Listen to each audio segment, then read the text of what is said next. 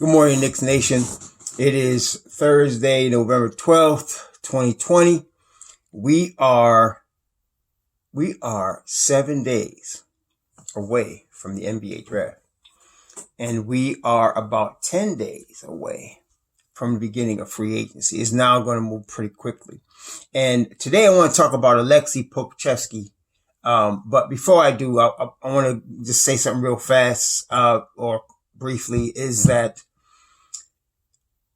at this point, with a week left before the draft, and generally speaking, we would normally get an idea of who the Knicks are really looking at. And the thing that would give us the biggest idea is who are the last group of players they work out. See, it's not the beginning workouts generally, because generally in a normal situation, there's no limit to how many players they can work out. And so, the Knicks usually work out a lot of players, no matter who the regime was. They like to work out a lot of players. And you start to get an idea based on who they work out, who they're looking at, right? And who they actually go out to visit. But this year it's completely different, and it's hard to gauge. And with the social media throws out more, crap than anything. And so it's hard to, sort through all that to see what's real. All right. So facts, as far as I know, now, if y'all find out something different, let me know. But as far as I know, the Knicks have actually only worked out in person 2 players. In person. Obi Toppin and Kira Lewis. That's the only 2 players that I know that they have worked out, physically saw, came, worked out, looked at.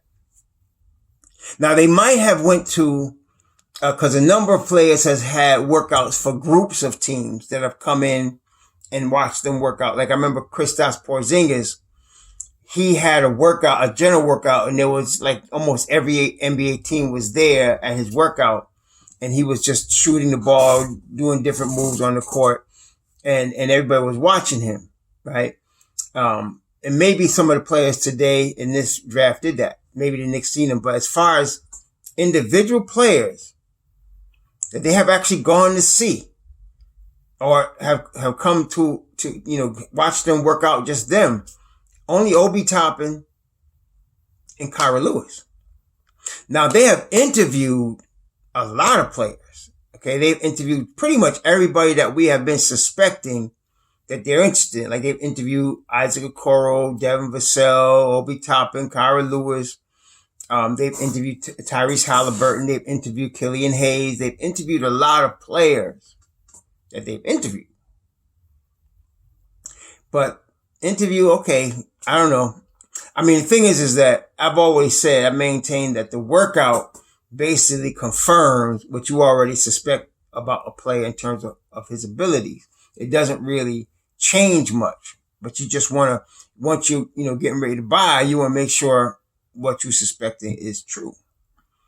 But I think what I'm saying overall is they have kept everything close to the vest. They have been very secretive about everything. Now, this is not unusual for the Knicks. If you have a history with the Knicks, but generally what they're generally secretive about in their history has been injuries.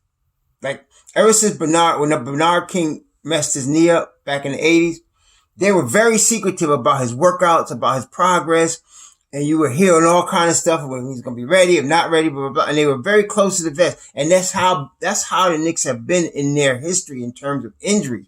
They're they cloak everything in secrecy as far as injuries. Now, today you can't really do that as much because, you have to report what the injury status of a player is.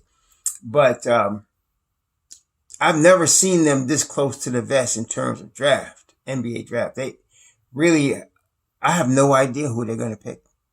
I have no idea who they're going to pick. Really, there's no indication as who to pick. And then several NBA experts, Gavoni, Chad Ford, and others, some who I don't respect as much, but what the common theme coming out of all their mouths is the Knicks are looking to move up for LaMelo Ball. The Knicks and the Bulls and the Pistons are all interested in LaMelo Ball. Now, I looked at some Detroit situation in Detroit. Apparently, from people in Detroit, they're claiming that Detroit's not interested in LaMelo Ball. In fact, I've been looking at a lot of reports recently that Patrick Williams might be the top person on the Detroit board now. Patrick Williams. Now, we already saw Patrick Williams was good. We've seen his potential, but apparently he's impressing some other teams. Put it that way.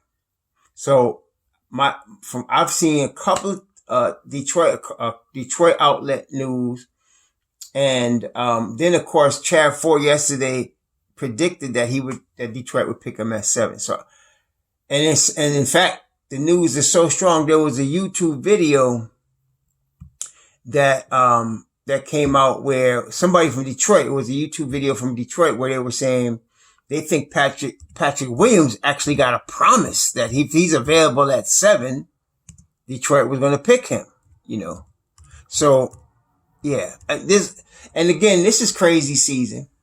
And this is a crazier season than most for several reasons. Not the least of which is that everything is so close together now. We didn't have a normal season, NBA season. We have a normal off season, and everything is being bunched up right now. There's no summer league, so there's going to be draft, free agency, training camp. We've never been like that. So this is a weird season. It's crazier than most. And then, of course, we're hearing all of this noise about Westbrook. I'm so tired of hearing about Russell Westbrook. I really am. I can't wait for this to be over because I don't want to hear no more about Russell Westbrook wanting out of Houston and the Knicks being interested. I don't want to hear that. So today we're talking about Aleksej Pokusevski. Aleksej Pokusevski is Serbian.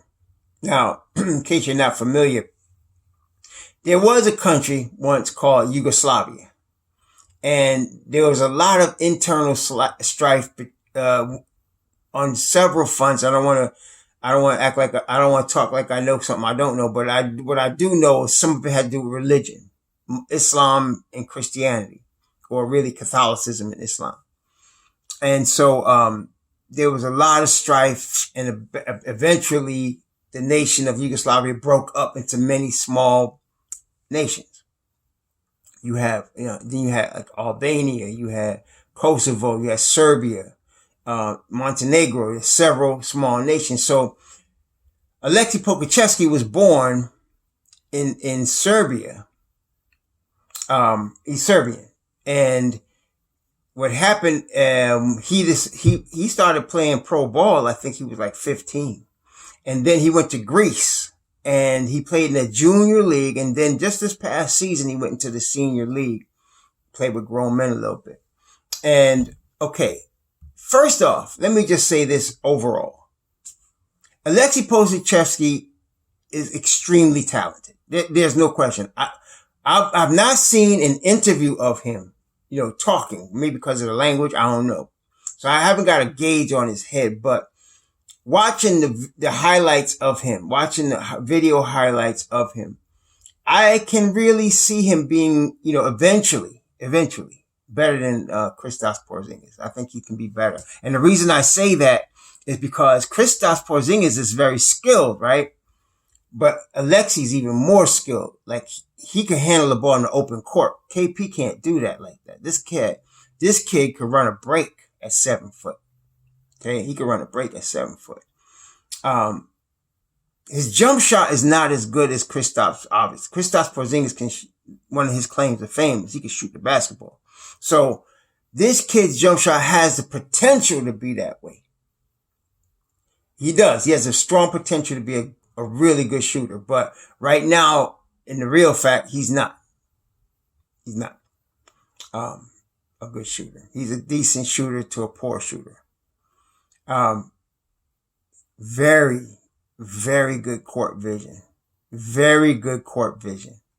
This kid could see the floor extremely well. I mean, he really, I saw him throw a couple pocket passes, couple cross court passes. The boy is very gifted in skill. He's definitely more skilled than Kristaps Porzingis at this stage, and I think going forward he's going to be. Now, before I continue with his accolades, my biggest concern is him getting hurt. He is extremely skinny. Now, he's 7 feet tall. They say he weighs 200 pounds, but if you look at this kid, he don't look like he weighs no 200 pounds. Matter of fact, I did a course and I've read books and did papers on the Holocaust. He looked like he come out of a concentration camp. He really looked like he need to eat. And I don't know what it is, if he's just skinny like that or whatever, but he is really sickly looking as far as his body. He's really sickly looking kid. Okay. Which concerns me. And of course, now I'm not saying, again, I don't really believe in trying to force feed somebody to put on weight prematurely, but I do believe in somebody strengthening their body, strengthening their tendons and their ligaments and their muscular structure. Okay. He needs that. He needs that badly. Okay. And that's why I was telling somebody yesterday, was asking me about doing a video on him. I don't think he belongs in the NBA court right now. I'm not saying he's got all-star talent. There's no question.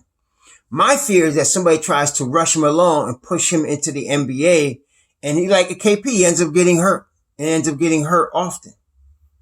I would like, if the Knicks were to draft this guy, I would draft and stash him. I would draft him. I would either have him come to the States and work with my team, my development team in the G League, or leave him in Europe and have people monitor him and working him out and making sure he's getting his body strong. Skill-wise, there's no question. This kid is the real deal. His skill level is extremely, and it's NBA ready. His skill level. But his body is not. And why would you invest in a player with such a high injury risk because of his frail frame?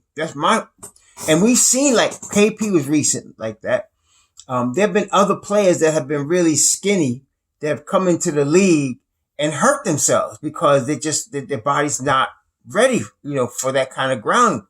And again, it's not necessarily how much they weigh. Like I said, I like to use Scottie Pippen, and Scottie Pippen was really skinny when he came into the league. And he strengthened his tendons. He strengthened his muscles. It wasn't that he got real big, but he got his body strong. So he was able to withstand an 82-game grind and get, even that being the case, when they played the Knicks, in Eastern Conference Finals, I forgot what year it was. I think it was 93.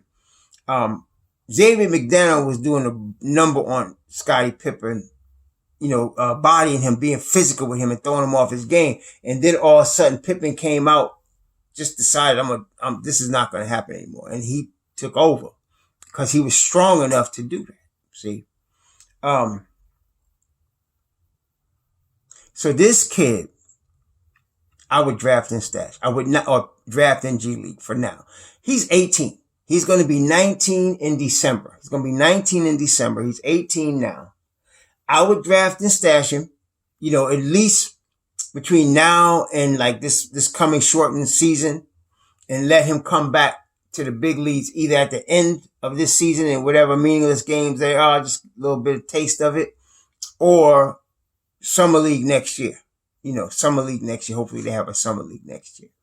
But I would really be careful about how I handled him because of his frail frame. Okay. If you handle him properly and you get him to get stronger, that should be the focus now. He should be focused on getting stronger. If he got stronger, some plyometrics, some isometrics, obviously some weights, running some hills and stuff, get him stronger. And of course, you want him to eat properly. You don't want him to eat junk. You want him to eat some good, good solid protein, some good healthy fats, stuff like that. Mixing some carbs in there, get him that energy. you want him to be, you want to focus on that with him.